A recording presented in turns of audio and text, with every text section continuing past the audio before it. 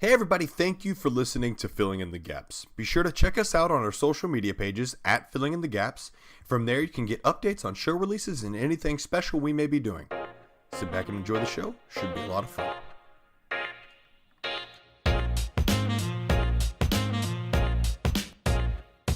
Well, hey everybody, welcome to another episode of Filling in the Gaps. My name is Rich and I am from the Heartland state of Ohio, joined as always by my good friend Cameron from down in the biggest and baddest state of Texas. Filling in the Gaps is a podcast where the two of us each roll a d20 and out of a random list sent in by you guys, create a session that hopefully helps fill in the gaps during your next game night. We know that running a game week after week after week, you have those times where you don't know where your adventure's going or what to do to fill those holes. So hopefully today, you either have a good time, get some kind of idea, or maybe even get your whole next session. Cam, what's been going on? How you been this week, dude? Man, the stars are aligned. My football teams are winning. I am rolling dice with you to make wonderful stories, and we have a phenomenal moderator in Fractorum. I just wanted to call him out for the hard work that he's been putting in. You have been just working your tail off, doing everything you can to create some exposure for us and just create some fun, unique conversations to be had on our Reddit seriously. And stuff. So yeah, it's been I don't think I know that we say thanks a lot, but I just, I want you to hear it from us because it means the world to us for all the hard work you do, man. So it's really, really great. Yeah. No, if you guys interact at all with anything we do on Reddit or even on Discord, like he's the real one kind of behind the scenes running all of that. He makes it really easy for me and Kim to do what we do, and he's just genuinely a really great guy. You Brit. Yeah, no. You Brit. You cheeky bugger. You cheeky bugger. He did refer to somebody as a bloke the other day, and I was like, man, I just wish I could have heard that. Because I know it's such a classic word. I know, we can't say stuff like that.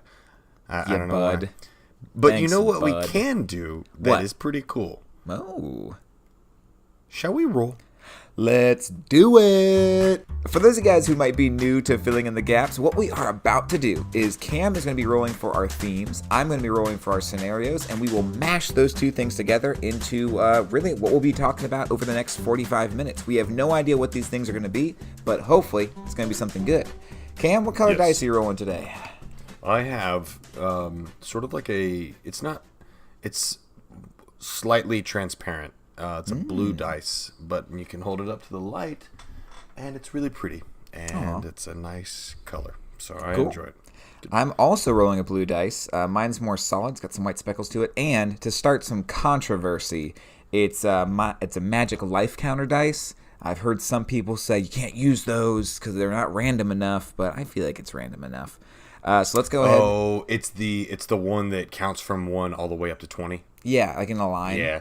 To me, I'm like, it's still got to be random, right? I don't know. We'll see. We'll see. Yeah. Okay. Yeah. Power of blue. Let's do this thing. What? That's a big. Oh, is that a 20? Did you roll a 20? Yeah. Why do we roll so many 20s on the podcast and I never roll them when I play?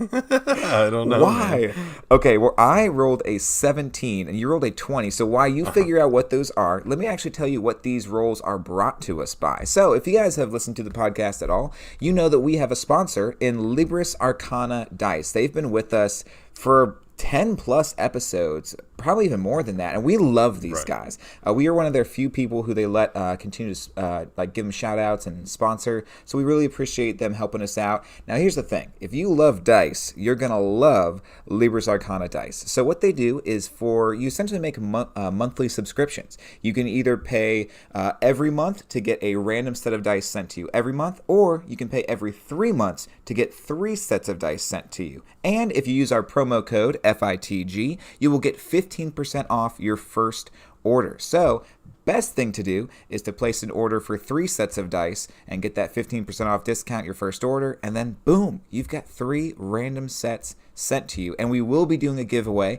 based off of some Libris Arcana dice in the future, so make sure you guys keep listening and listen out for that.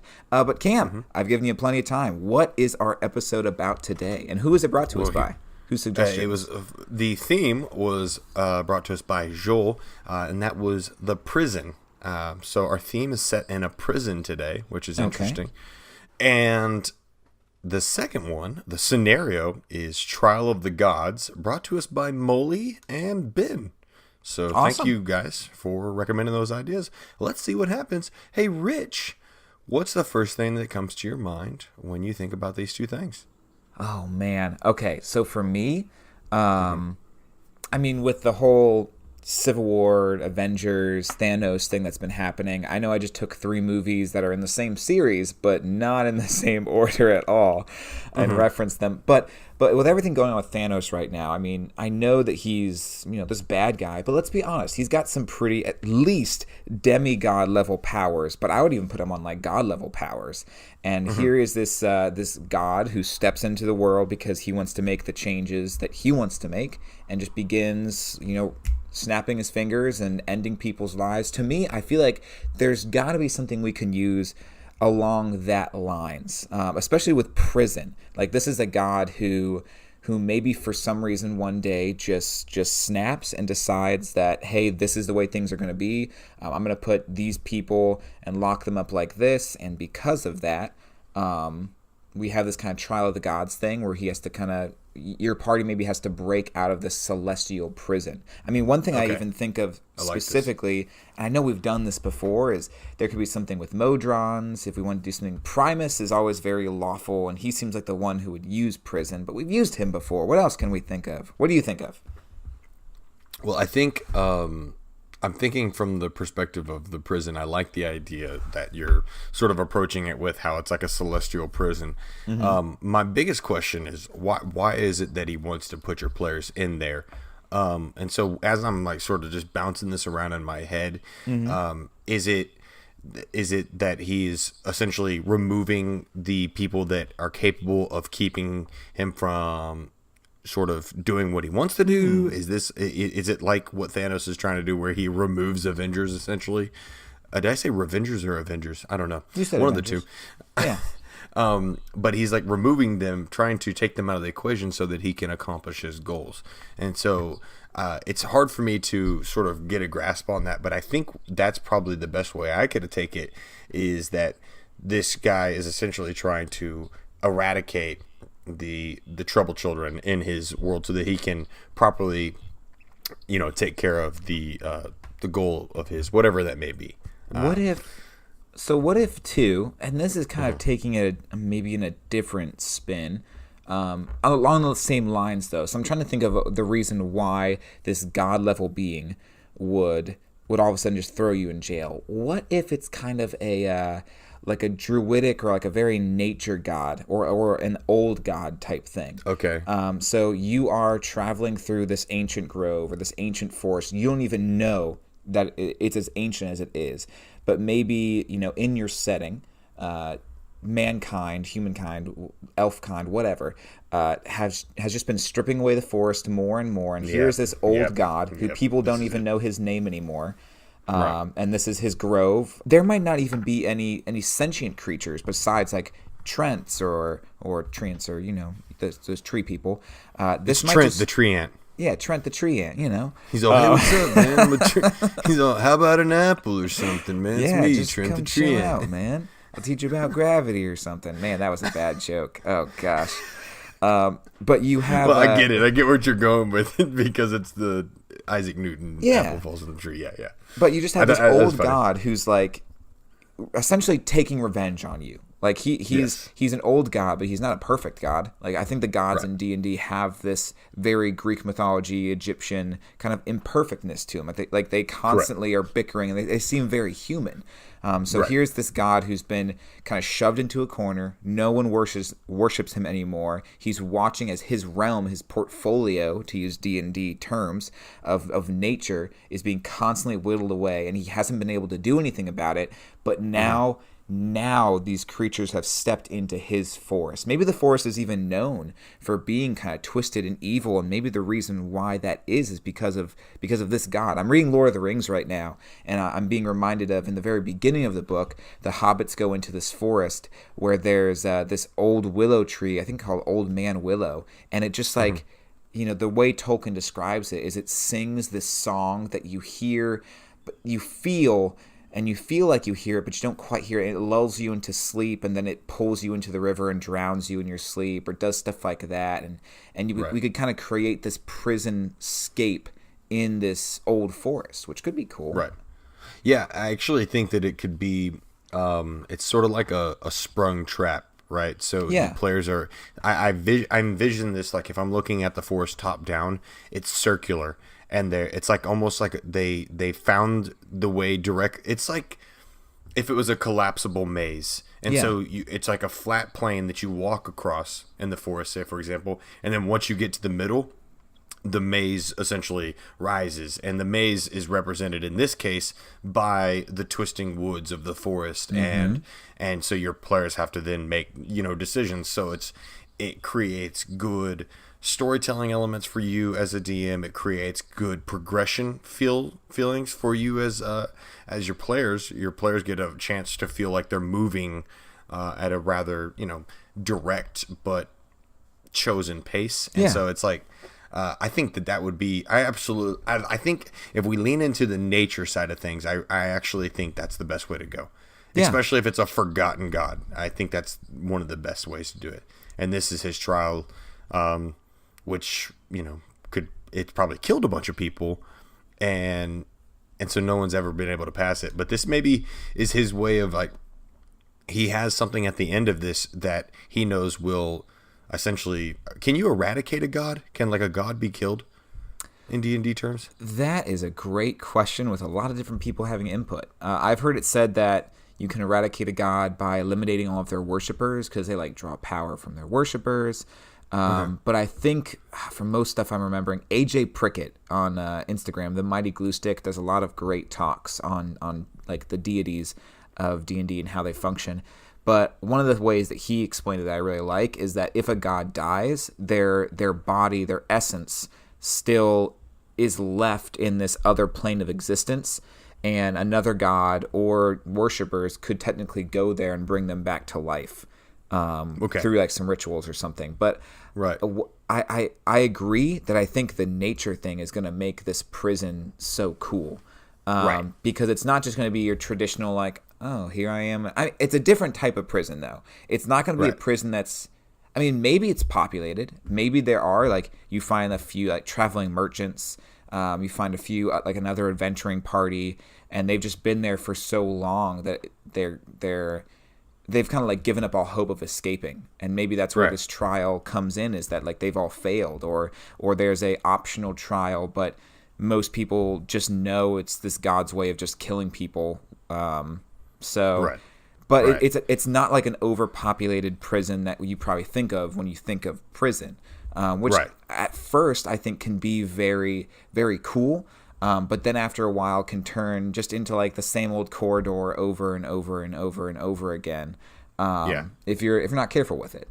And so that's where you have to introduce those flair moments. Yes. Like adding a little bit of flair. So you find a dead party and they've got maybe clues on the way to get out of the prison, and I think that you do a multi-tiered structure to the prison itself.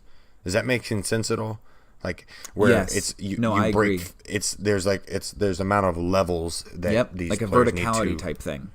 That actually I do sort of love that. I didn't even think about that. I was thinking of it more of almost like the prison itself is a bunch of rings, like a tree.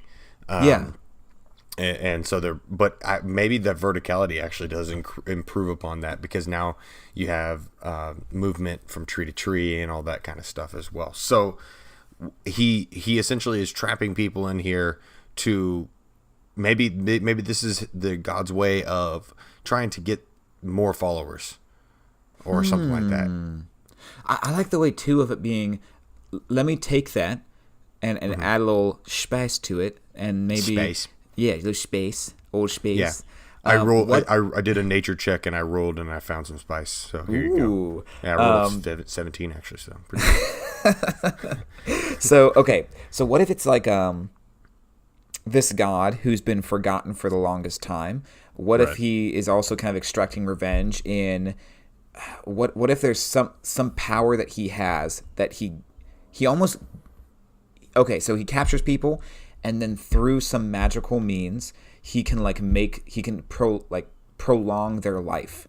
I mean, elves live forever, so elves could just live there. Dwarves can live pretty long, but they could still be there. So maybe he like sustains them, and even if like they would want to starve themselves to death, like there's just something in the air that sustains them. And part of his vengeance is like, you know, I've had to stay here. I've been trapped here because I'm forgotten. So when you come into my realm, I'm going to trap you here until you're long forgotten.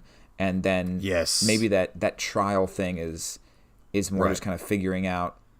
Man, that's some really good space. Because I was like, I picked it up and you were like, oh, that's oregano. And I was like, what can we do with this? And then you said, oh, you know, turn it into a really cool story spot. So I really appreciate that. It was high quality stuff. You were like bada boom, I throw some salt, a little bit of butter, maybe some oregano, and hey, what do you know? We got a story about a god.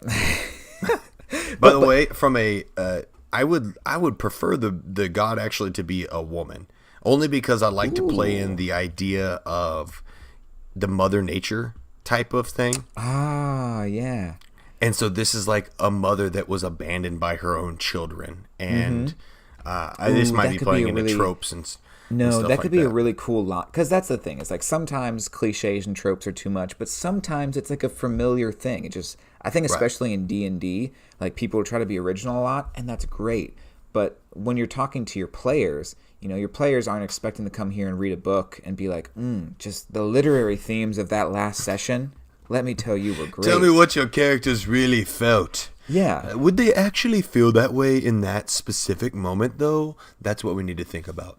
No, I just... So to be able to have this woman god say, essentially play off the trope of you never write, you never call, like that empty nest syndrome, and to be able to have her also say, like, you know, I gave birth to life.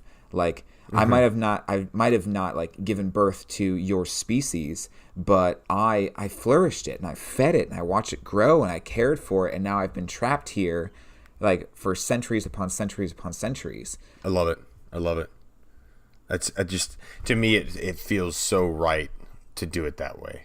For her, just to be scorned, to be like brokenhearted and shattered, and so now she's essentially latching on to anything that she can to try to rekindle that feeling and maybe feel full again. Dude, and I love bringing that back to prison, because I feel like this god is evolving now in our mind as we talk about it. Yeah, this prison isn't so much.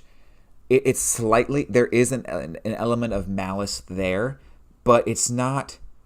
It's more that she just is so alone that she will capture these people. And I think she cares for them really well. It's a prison in the regards of you can't leave. It's not a prison in the regards of like you're being punished or you're serving a sentence. Right, because she's keeping them perfectly healthy. Yeah, and there might be people there who are like, "This is paradise. I don't want to leave." But knowing your players are not going to want that. You could make it seem like a paradise. They could maybe even stay there a week or two, but eventually your players are gonna want to leave, and that's where they run into they might have not even been told they couldn't leave yet. Until they try and then to. Boom, magical barrier at the footsteps of at the foot of the forest, and then boom, and they just they're banging on the wall. They're like, wait a second.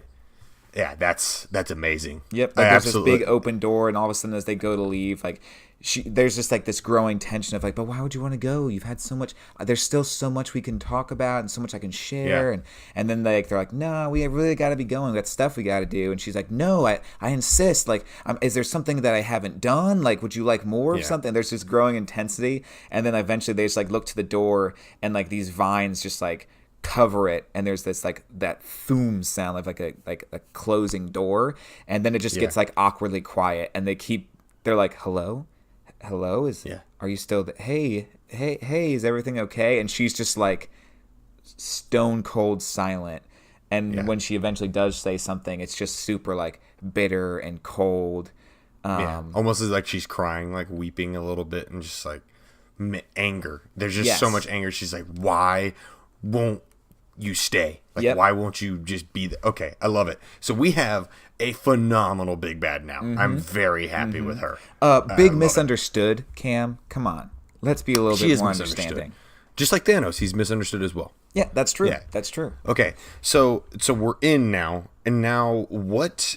First off, we've got two problems to hurdle over right now. Okay. We have she keeps them forever healed and everything like that, and she wants them to stay around.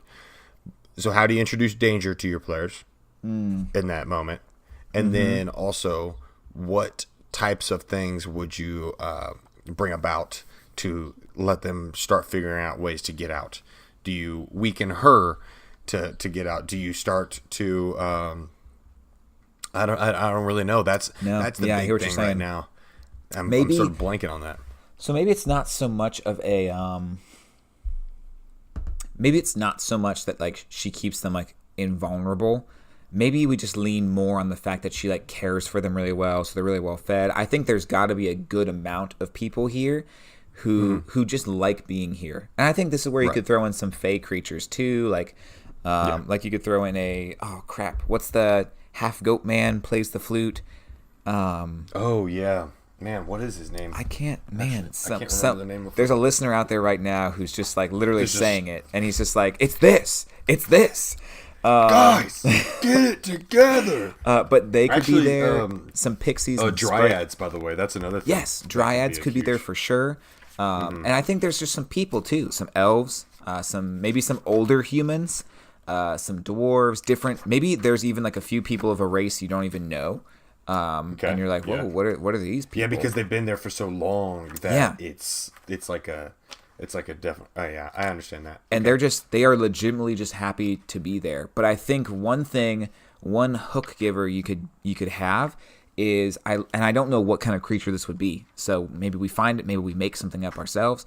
But I like the idea of when pushed to her boundaries, she so much wants people to stay that either she turns them into she will turn beings into dryads, or she will turn beings into some type of plant human hybrid, and at that point she will remove that part of them that would want to leave. So she kind of makes them into something else. There's still like a resemblance of their self there, except for their want to leave, because she kind of hooks them into herself, into the plant network.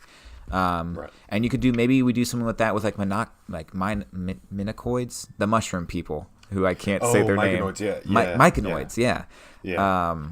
But I think one of them, maybe there's one who is like a wizard who came here to like study or something, or even a druid who stayed here and eventually saw what was happening in like the mind of this god and wanted to leave and got turned into this, mushroom or plant hybrid. Maybe one of them was powerful enough to be able to trap away one part of their personality, and they kind of see this as their moment to be like, hey, I gotta let this out. It might kill me, I might get found out, but I need to let them know either some kind of hook or some kind of idea for how to escape that they'll need to perform. Right. It's actually, that reminds me of Get Out, the movie, which I don't know if you've seen that or not. I don't think I have. It sounds familiar though. Yeah, there's some themes to people being trapped within. They're still within their own sort of physical form, but they're trapped within themselves in a lot of ways. It's an interesting concept. Is that the one where the people try it's like the white family whose daughter is dating? Yeah. And they try so hard in the beginning of the movie to seem like they're not racist, but then at the end of the movie, you're like, you're totally, you are. By the way, the name of that monster is a satyr, I think is what it's called. Oh, yeah, satyr. Yeah, yeah. Or satire. Satire, actually, is what it is. No, I'm just kidding. Yeah, and so he just like pan flutes his way. He's like, doo, doo, doo, doo, doo, doo, doo. And he just like, hey, come visit me in this forest. It says that they have hedonistic revelers, so this guy likes to do the sex every once in a while. But I think that makes sense, kind of, for this too. That idea of like celebration, that idea of like not indulgence, but more celebration, like living your life, being well fed. No, and so like this guy right here, he fits perfectly for that world. And then same can be said for the dryads and the myconoids. I think the myconoids could could be sort of a representation as your players start to realize, like, wait a second, these haven't always been myconoids. These are real people or real other races that have been turned into the myconoids. Yep. So what? Okay, so then. Oh, dude. Can you imagine finding this room? So the myconoids are kind of mushroom-esque. Yeah. But mushroom, I like this idea of finding these, as you follow the trail of the myconid's quest, if you want to, you eventually find this big secret chamber room with all of these just dead bodies that are still pretty well reserved, but are just kind of soulless because the souls have transferred into the mushrooms that are growing off of them. And they're just being this huge like room of like mushrooms growing around these people, like mushrooms growing out of their mouth, and the spores are super heavy. Yes, that's yes, that's it. That's like the revelation of like, this is bad. God. Yeah, and this is not good. Maybe you even throw a player in there, and like the most abstinent player gets like tossed in there, and that's kind of how that could be a cool little. How do we get him out of there? Especially because I think if you make this like a very deep, dark pit, there's this whole idea of how are we climbing down there to get him out? You could make some kind of encounter type stuff. Yeah. Yeah. So the big thing is, does she have? I almost view it as like cult-like, right? And so if we're gonna lean on the trial of the gods itself, what is her trial? Is her trial to force the players to love her, or like this is the trial that proves to me that you care for me and you love me and you'll stay here forever, all this kind of stuff. So this is because it's funny because like if you think about prison and you think about trial of the gods, they sort of counteract with one another, because trial of the gods is you trying to accomplish something, and in her case it's you accomplishing something to stay, whereas the prison is this opportunity for players trying to do anything they can to leave. The prison is represented by her desire for them to stay, and more physically represented by the barriers that she puts in place. So during that trial of the gods, maybe during her trial of the players trying to prove to her that they love her, they're also trying to find ways to get out of this. What prompts first off, do you always need violence in a D&D campaign? I mean, or you need some type of combat or some type of action out of this? Like you can't just approach this as like a purely role-playing session, right? Like that would be, you need something, right? Yeah, I feel like with the whole, especially with it being Trial of the Gods and prison, there should be some kind of, I think there can be some kind of combat. That being said, I think eventually more of what your players could do, especially if you set up this idea of like they are fighting a god who lives in this forest, like and it's not just like haha we overpower them. You could create this idea where when they fight very tactically, at like, okay, we are backs against the wall, we have to fight this specific thing. But I think a lot of it could be like stealth, and even think of just like taking a modern, because this is a god, so it kind of makes sense, taking a modern prison, adding some verticality to it, and then any security measure you could think of, just make it into a plant. Security cameras, you have flowers like that. Yeah. That you just like eyeballs. You learn. Yeah, and you learn like specifically that this type of flower, maybe that's even something that myconoid says, is like, or you just hear someone say it, and then like when you ask them about it, they're just like back to smiles, but they're like, but where are the blue flowers? Huh? What? Like, what was that? Oh, nothing. One guy's all, beware of the green leaves, man. They're like, why? And he's all, well, actually, don't worry about those. Those are chill, dude. You can have fun with the green leaves. Yeah, yeah, seriously. Wait a second. Wait a Buffalo minute. Soldier. No, but yeah, I like the idea of also the interconnectivity between plants and how sort of they communicate with one another through, well, I don't really know how they do, but pollination, and then I think like this like web of root systems that sort of transfers back to this god, and so that's like her eyes and ears. It's like Big Brother, in a lot of ways. Yep. But as her, and so that's where like now your players are trying to just sort of do some recon to try to figure that out. And so it's like a hitman mission in a lot of ways, where it's like, we killed this guy, or we need to get rid of these bodies so that we're not suspicious of like why we were in a fight. You know, if they're in a place that they're not supposed to be, that could be where you could prompt some combat. Yeah. You know what I mean? No. Okay. So one thing I was thinking too is, what if, especially with verticality, man, whenever I think of this, I think of like a Legend of Zelda, like Earth Temple or like Forest Temple. Yes. Mm-hmm. So what if there's a lot of security on the ground? So while they're making their way through like the first 2 levels, there's a lot of like security, a lot of sneaking, stuff like that. But what if eventually they get to this part where there's like this, winding upwards type staircase thing, and they're just winding up this massive tree, and they might, climb this tree for, you could say like half a day, make it seem massive, that they're spiraling up this tree with no trouble.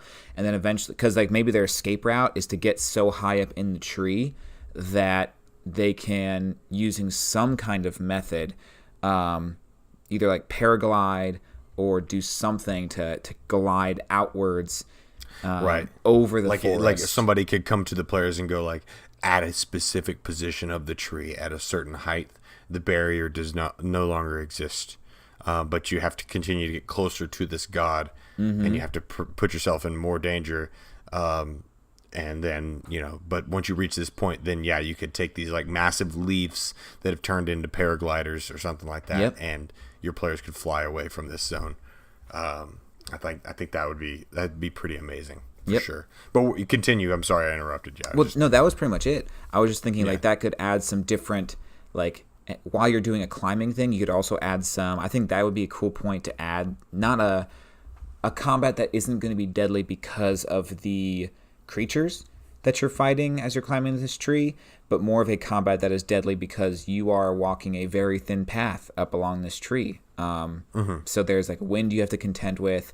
There is like these creatures are just trying to knock you off, or something like that. So at this point, like say for example, okay, so the players have been there for a week, and they start to realize the things. Maybe they see the myconoids and they see the mushrooms out of the mouth and everything. Then they get the sense of like the big brother to it all, and they're told this is one of your best ways out. This is the path you take. And they're heading that way up. Is that the point where maybe the god herself, she knows that they're trying to escape, and this is her sort of security measures to stop them from doing so? Is that where you sort of incorporate that? Oh yeah, I think for sure. Like this, okay. I think this myconoid wizard or whatever, when he is talking to them about like the escape plan, there's something that he does that obscures it, so that because he's being very careful, because he's been here a long time, so he knows like what he can do to find a space to talk. And I think you put like a timer on it or something like that, where he's like, I can't say anymore. Like, I can't say anymore. Don't talk to me. I can't say anymore. Like, and he's just like starts walking away. But yeah, I think depending on how clever your players are, I think she could become very aware and like up security. But another thing I was thinking too, because I like the idea of us giving them like a few options for how to escape. So that could that could be one way. Maybe another way is just like all out brawl. They fight their way into like the center of this god tree, and they have the option of killing her. Which will have bigger. It'll be crazy hard to do, but it might have. They might even get like some kind of boon for doing it initially, like a cool item. But then there's going to be like ramifications, obviously, on that whole forest as it just either corrupts. Yeah, and I even think of like ramifications of the outlying areas, like maybe a town then no longer has fertile lands to grow plants on. And they start, so that creates some like background information for you as the DM to work with, where you're like, I can really keep, but yeah, like either a centralized pillar that maybe provides a source for these barriers, and then you can provide like the escape route, or straight up just killing her and then escaping as the tree crumbles because her life source it no longer keeps it up. So I like that. So you have like a ground level escape through battle. You have like a really treacherous. You have a treacherous. You have a treacherous escape upwards, that provides not only danger when it comes to battle, but also when it comes to like falling off and stuff like that. And then last but not least, you have, I was thinking also some type of underground style of escape as well. I love that. Like following the root systems down. Yes. Yeah, exactly. Oh, that'd be awesome. Yeah. And because of how big these roots are, the space in between the dirt and the root is actually large enough for players to move about. And so these are more caverns. And that could dump you into the Underdark, and that could be a really cool where you have to like find your way back to civilization while being underground. Like that could be really cool. Yeah, exactly. And so her trial is like each of these, she's like spends these days sort of making sure that these guys are worthy, but at the same time making sure that they love her, without fail. And so her trials are, different little tasks or different things that she brings about. One of them could even be like a battle with a tree ant or something like that, that she's like, show me what you would do in this situation. And so maybe she's looking for your players to show mercy to a giant tree ant, and so like not to damage nature and or something like that. But what kind of, so we've got like our exit plans. What kind of trials could be sort of the distraction moments for her just to sort of progress her story? Well, I'm almost even wondering, like, so maybe the trials, I think that this mixes really well, like the trial of the gods in prison, because I feel like maybe the trials isn't something that she's doing. Maybe the fact that you're in this prison is the trial. Like the escape is the... That's the trial. Yeah, I don't know. Yeah. Does that make sense? I actually like that way more. Yeah, because almost to me, when I was thinking of Trial of the Gods, like her to invoke a trial of them, it felt forced in a lot of ways. Yeah. And so if the trial is in and of itself, this is a trial of this god, even though it might not be, her direct trial, it's definitely a representation of her trial essentially for your players. And so I think that's a way better way to go about it, because then it gives your players more freedom and less railroaded moments of like, oh, come over here because you got to do this part of the trial or I'll kill you or something like that. Yeah. And I think that's a better way to go about it. Yeah, I agree. Okay. So we don't even have to worry about that kind of stuff. But going back to what you're talking about, some ideas, like what makes this place hard to escape. I think first off, and I think this has got to be a big one, is that flower that allows her to see things. Like I think you have to be made very aware of that. Like you might think you're being redundant, but I think like hit that thing home. Like whether it's like whenever you need something or whenever this god appears, maybe it's like this like vine comes down that has this big blue flower on it, and it opens up, and as it opens up there's like a of like yellow spores, and the spores kind of form together into like a female form. But I think at other times too, maybe it's like at night in like the central sleeping area, these blue flowers like open up and they kind of give a little bit of like night light. But you specifically always, I'm just saying blue because that's the first color that came to mind, but you just keep saying over and over and over again, blue flowers, blue flowers, blue flowers, blue flowers. And then when at what other point they hear from this myconoid or from some other character, like, don't like, she looks, her eye, I'm trying to think of some kind of way of making it a puzzle, but it might not be fair to your players to make it a puzzle. Well, I think one thing you could do is, you think about in the stealth missions of a video game or something like that, removing the cameras in a certain way. And so what I'm thinking about is what closes that flower's eye, and it's absence of light. And so maybe that during night or something, well, I mean, it wouldn't make any sense, but or actually, better yet, during night there are green flowers that are bioluminescent that are sort of do the same thing. Yep. But during the day, there are blue flowers that require light to be. So it's like this vice versa thing, right? Yep. And so it's like this on-off switch for these guys. And so if you provide shade for a flower, instead of eradicating it entirely, you're just putting shade over the flower to maintain the connection to her, because I would imagine she'd be aware if something was removed. But at the same time, you're closing off that visible port for her during that specific time. Yep. And you can position these cameras in different locations. Or I say cameras, flowers. But you know what I mean. Yeah. No, I think like that's one thing that you could definitely do. And I think too, man, this could be cool to do some actual like research on plants a little bit, because it just sounds like a little. I think I would be fine with it as a player if you told me that the flowers are how she sees. I'd be like, oh, okay, but maybe there'd be something too with like I know very little about how plants function. I know that they take in light, chlorophyll. But chlorophyll, but more like borophyll. Dude, what if it's a breath thing? What if it's like so plants, take carbon dioxide, make oxygen. Maybe there's something with that.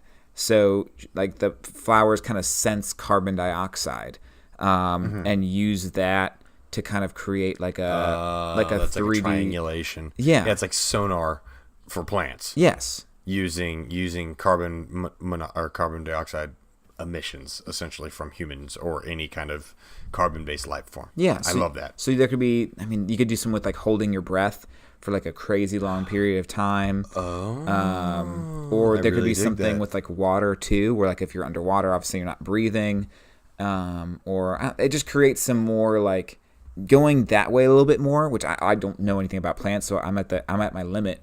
But maybe some DMs out there are like, dude, yes, plants, I know all the things.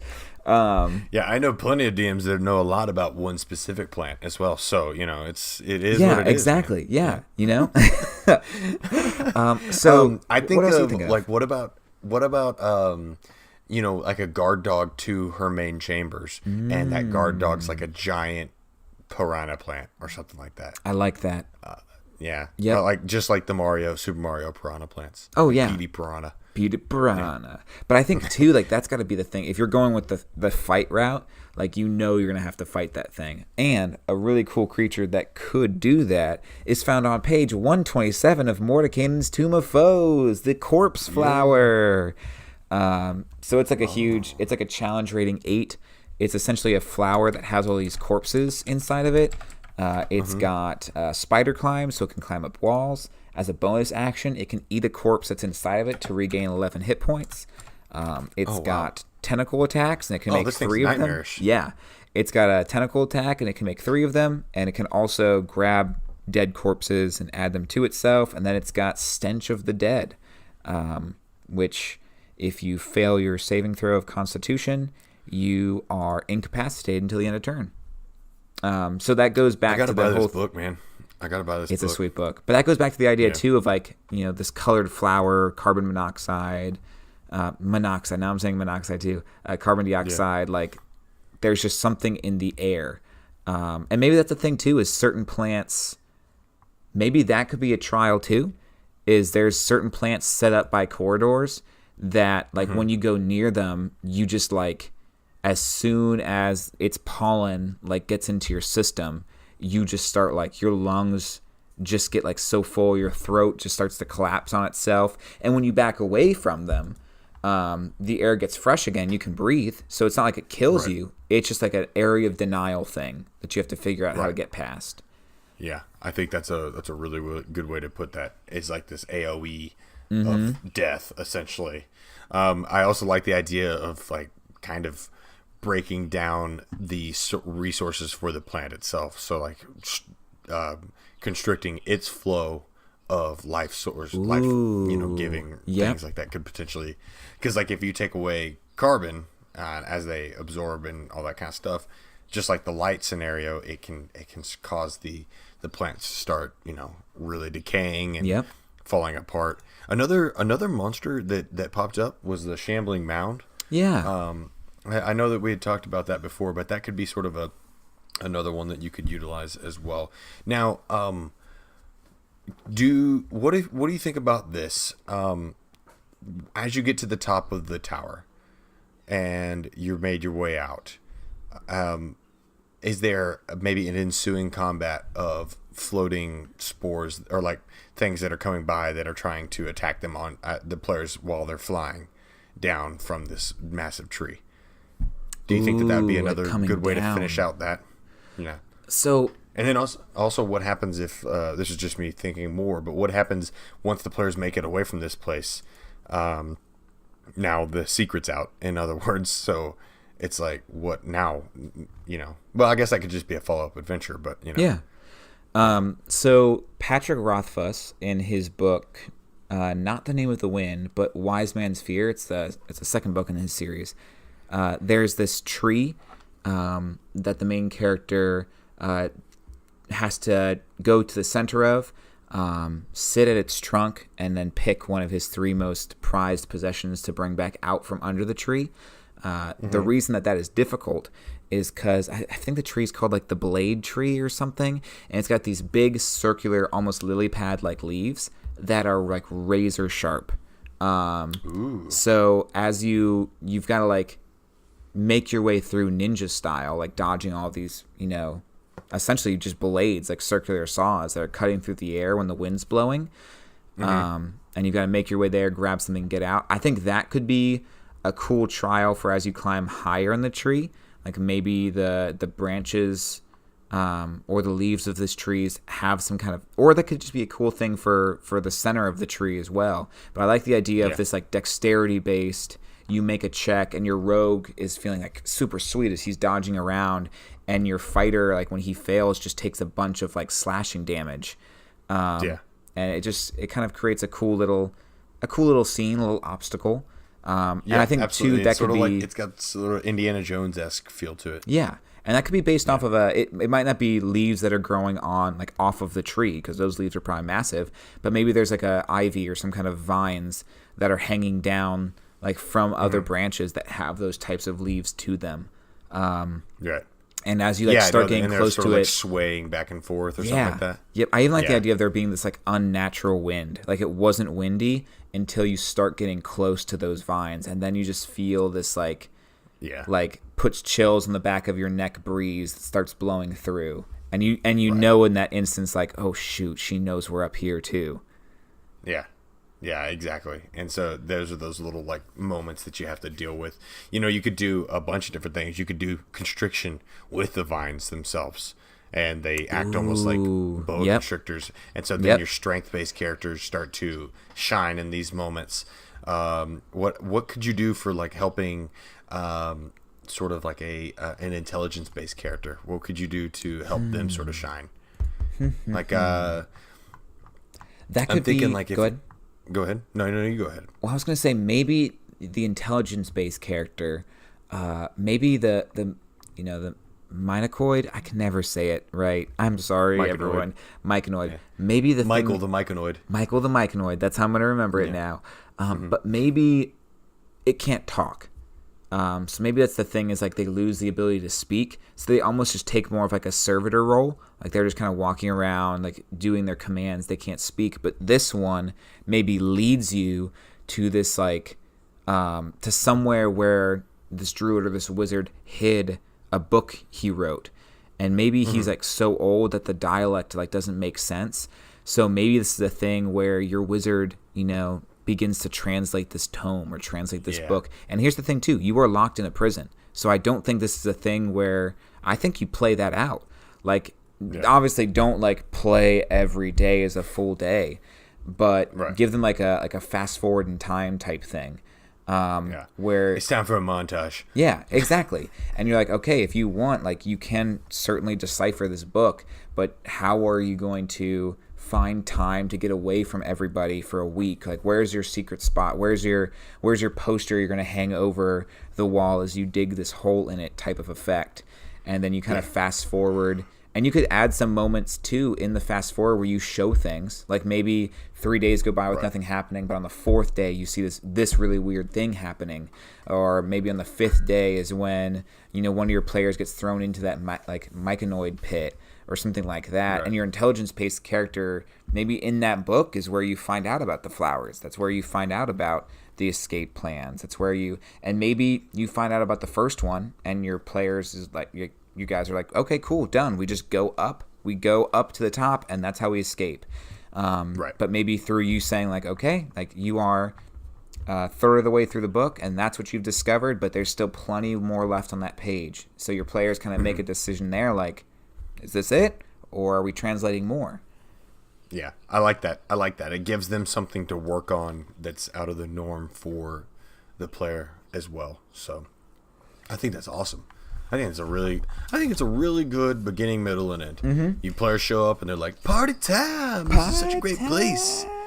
And then they start to realize, like, this place ain't so great. And then they're like, "Oh man, we got to get the hell out of here." Yeah, seriously. And so I like that. I like the idea too of another creature type that we didn't really talk about much, but I think fit in perfectly here. Is I'm trying to find them. Why can I not find them in the book? Blights. Yes. They are on page 31 of the Monster Manual. They're essentially, there's three types of blights. Blights are essentially like tree-based enemies. There's vine blights, there's thorn blights, and there's twig blights. And they're kind of like indistinguishable when they're not moving. Like they just kind of fall into some kind of plant.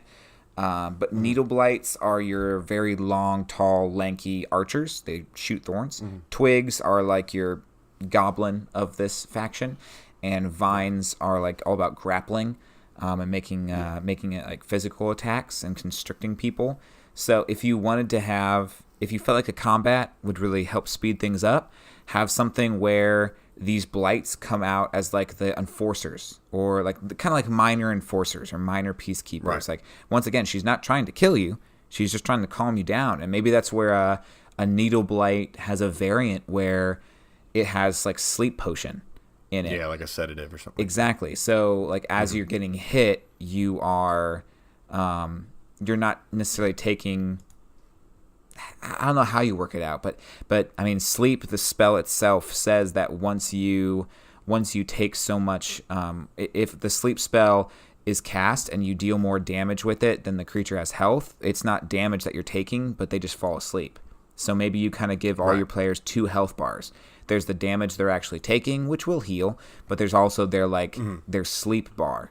And you're having them, once they get halfway like drowsy, they have to start making constitution checks of like something easy, like 7 or 8. If they fail, they just fall asleep. But there's just that pressure of like, oh gosh, you're getting drowsy, things are getting difficult, like, and that could create. I think the more damage they take from those types of attacks, the more difficult it becomes to fight the sleep. Yep. And I think too, some other rooms we didn't really mention is where's their stuff, because I doubt she's letting them walk around with metal swords and spell books and stuff like that. Oh yeah, good call. So you'd have to find like your stuff. I like the idea of there being this big pool of water. Maybe that's how you get down to the roots. Is there's this big open area of water, and you have to, jump down and swim deep enough down that you're able to find like this escape hole. And then once you find this cave, you have to swim back up into this air pocket, and that's how you can kind of start making your way out from there. I really love that. Vine swimming. And I love the idea that like there's like at the end of that path is the Underdark. Yep. I think that's so cool. I think that's a really cool thing. So you got like the weapons armory room. You've got her throne room or whatever it is that she's got right there. Yep. Do you have like a little shopping district or anything like that? Maybe there's some like unique, fun things that your players can get from this area that have been developed in sort of this like small civilization. I think this little civilization like could be a really cool place to have. If this is like a side quest or something that happens as you're traveling, have somebody there who knows some kind of knowledge that's valuable to your players. If there's something that they've just been missing for the longest time about your big bad, have this person there who maybe used to be a great knight or a great wizard or used to know your big bad. Maybe they even were evil. They were an agent of your evil big bad guy, but now they're here and life's just so much better. They don't really care. That's their old self. And they'll, with some persuasion rolls, here's where your bard can come into handy, can like get that information out of them. Or maybe it's not about your big bad, maybe just good information. Maybe it's like somebody who can let you players know where some treasure is or something like that. Yeah, you can start planning hooks here too. Yeah, yeah. You can always plan hooks. Or I like the idea too of like maybe she has like Maybe there's somebody there who's like her eldest child, air quotes included, someone who's been there the longest, or like a favorite child type thing. People who definitely stand out amongst the rest. And maybe one of your players like has to kind of persuade them that, to add that element of prison of you like wanting to sit at a good table. Right. They like persuade their way in of like, oh yeah, man, I love it here so much. Like, and I feel like I haven't seen barely any of this place. Like, she's given us so much. Like, what else is here? What other rooms are here? Where's the door? I'd love to know, just to know. I'm not planning on leaving. He's all, why do you keep looking around like that? Don't worry about it. Anyways, so that big old sword over there in that stone, what does that do? Yeah, what does that do? Yep. Hey, this is a random thought. I don't know why. Sort of off subject. How do you, is there any super bad weaknesses with this lady, this goddess? Because I'd love to protect her. Yeah, what does she hate? Anything bad. Yeah. What does she hate? Because I want to make sure I don't do that. Yeah, exactly. He's all, she doesn't like macaroni and cheese. I know that. I tried. Okay, just want you to know that real quick. She hates the carbs. Just no carbs. So I guess it's my turn for the synopsis. For the synopsis.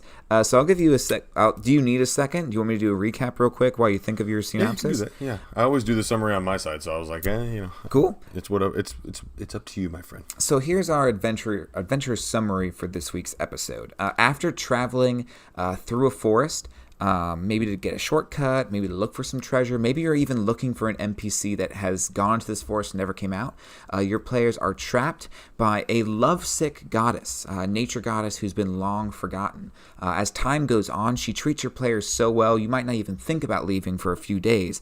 But eventually, when you find yourself looking like it's time to go, that's when the prison starts. That's when you begin to notice that everyone's on lockdown. Yeah, some people love it, but other people just kind of smile and always look a little bit like they're nervous, like something's watching them. Your players have to choose a route of escape, either going up the tree, down the root system, or by attacking the tree head on, maybe leaving like a revolt or something like that.